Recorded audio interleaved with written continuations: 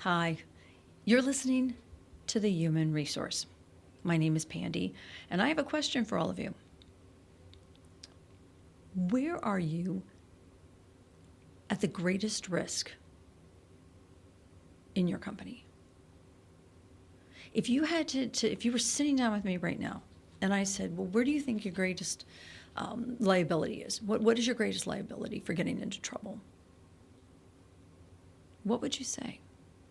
Have you even thought about it? Has this been at all a discussion with you and your senior team?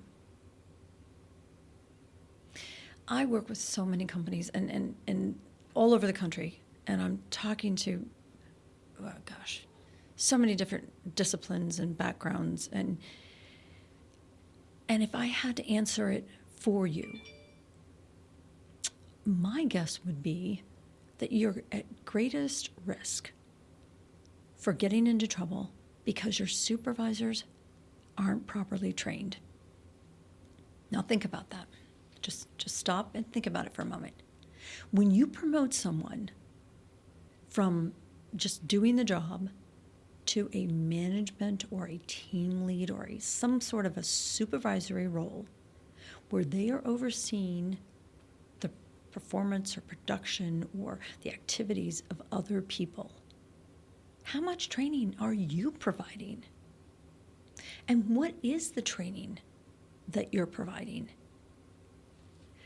This show is going to give you some things to think about with that, because I don't think we truly understand that not everybody was meant to be in a supervisory role.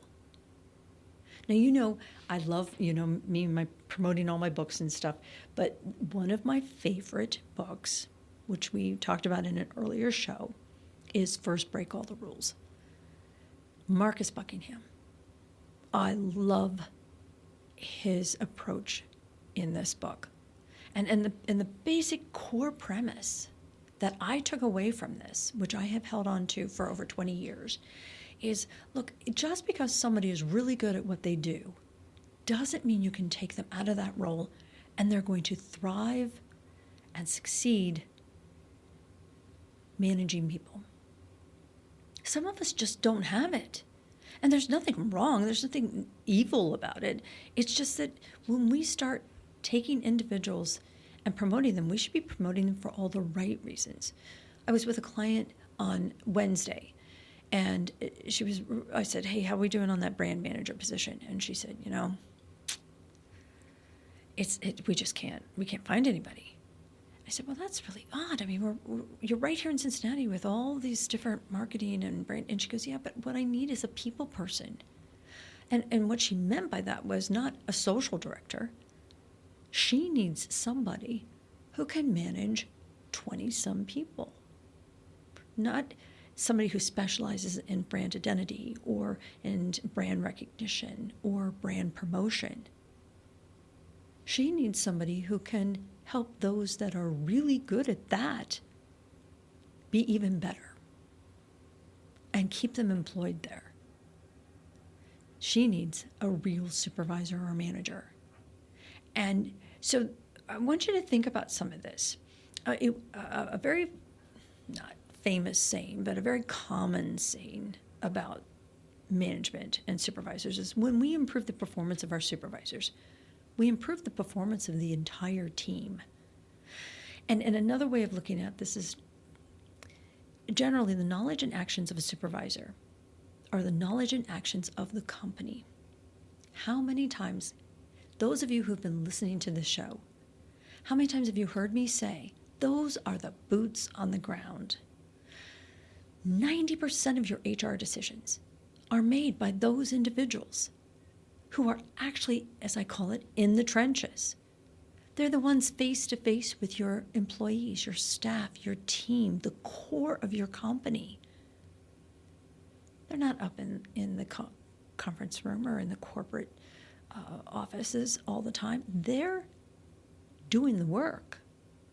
And if you're not training them, then you need to listen to this list, because these are what I consider the top 5 things that you need to be training your supervisors in.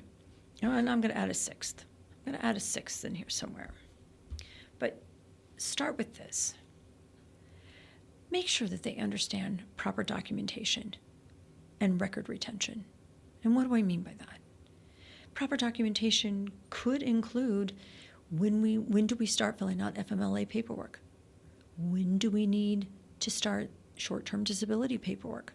When do we need to get a return to work if somebody's been out for a non-work related injury? Maybe even, you know what, maybe it is workers' comp. Maybe we need to get a release, just have them return from that activity. And if HR is not front and center, guess who's going to get that paperwork, or who's going to see that it's not coming in? Maybe it's a corrective action document. Maybe somebody's gotten a one-on-one and there's an action plan attached to it, or there's some goals attached to it. Should that be kept in their desk, in their office, or should that be kept in a file folder there at the general desk where everybody can get to it?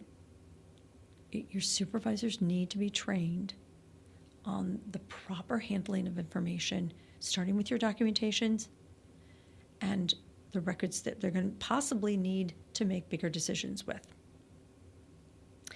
And then I think it's really important to address, how do we handle leaves and accommodations? Have your supervisors been trained? Do they recognize when a request for an accommodation is coming through? Do they know what the company policy is, or how to say no if somebody asks for a personal leave? Not a common conversation. I can tell you right now that 60%, if not more, of the listeners on this show right now do not train your supervisors on that. But yet, who's the employee going to go to when they say, "Hey, I can't work those 2 weeks. I'm taking some time off"? It's important. It is very important. Don't avoid it. But here's one that we commonly avoid, and we just can't. And that's training your supervisors on how to avoid or sense and identify harassment, discrimination, maybe even retaliation on the floor. Look, retaliation cases were up 56% in 2022. And this is serious stuff. Bullying is the number one act, or the number one sign of harassment in the workplace. Every single one of you that's listening or watching this show right now have been bullied at some point in your life. Bullying is a part of our society right now. Your supervisors need to be trained on how to identify and handle that. And quickly, they need to be trained on the timing of that. Then the documentation as well. My fourth recommendation is knowing company policies and legal liabilities. Now, this is a big one, because we don't normally sit a frontline supervisor or a team lead down and say, okay, here's how we handle the FMLA, or this is how we handle, somebody who comes in and brings in a gun. But should we? And to go even further, this goes back to what's in your handbook. Do your supervisors and your team leads, number one, when was the last time they read your handbook?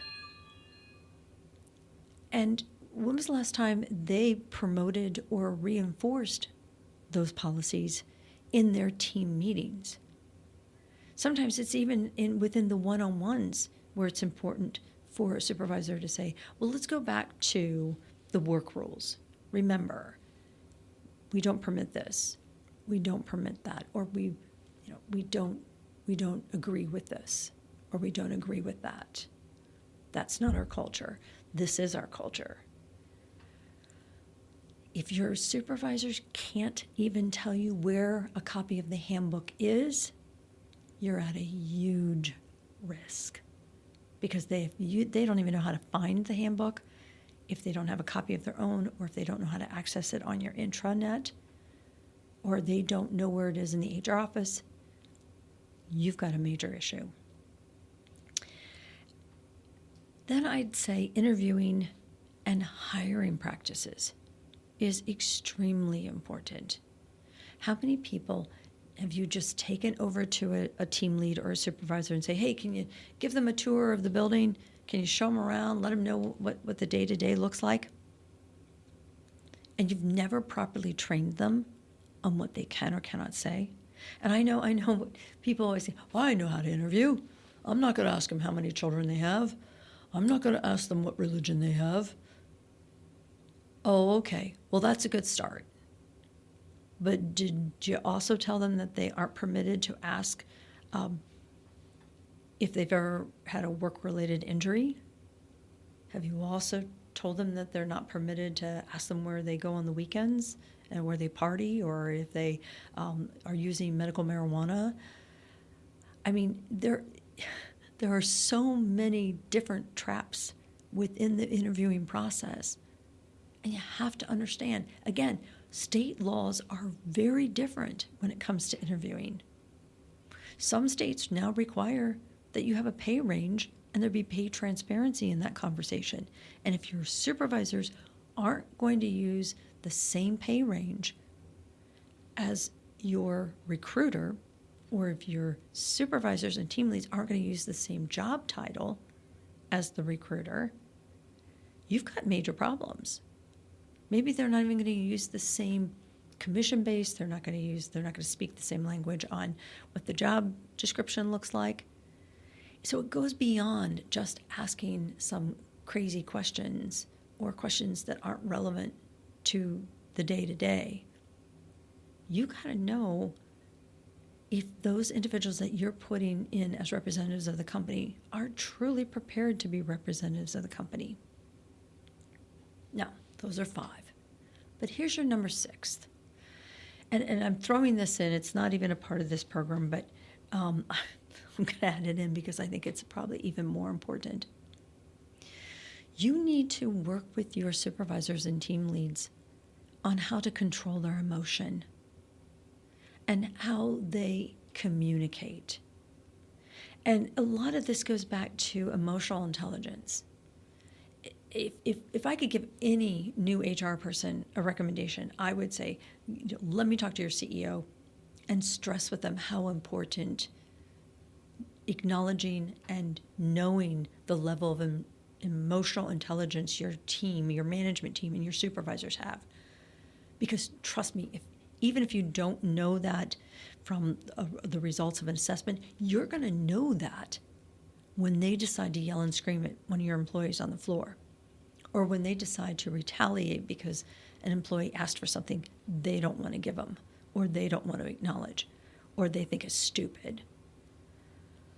Emotional intelligence, being able to control your emotions, is absolutely critical as a supervisor or a member of your management team.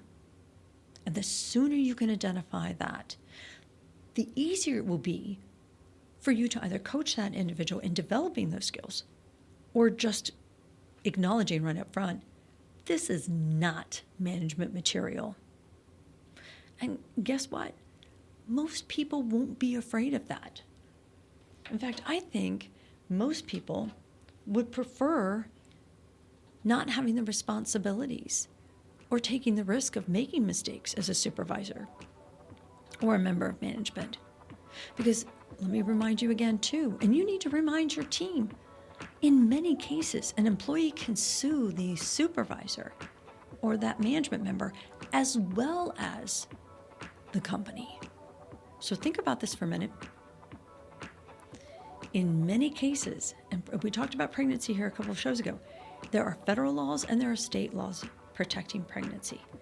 But if a supervisor messes up one of those laws, there's a good possibility that the employee may have a federal and a state claim against both the employer and the employee, or the supervisor. And do you want that for your team? No. not when you can train them. Well, that's my advice today. And you know I love this topic of supervised training. But that's what we do here, because you've been listening to the Human Resource.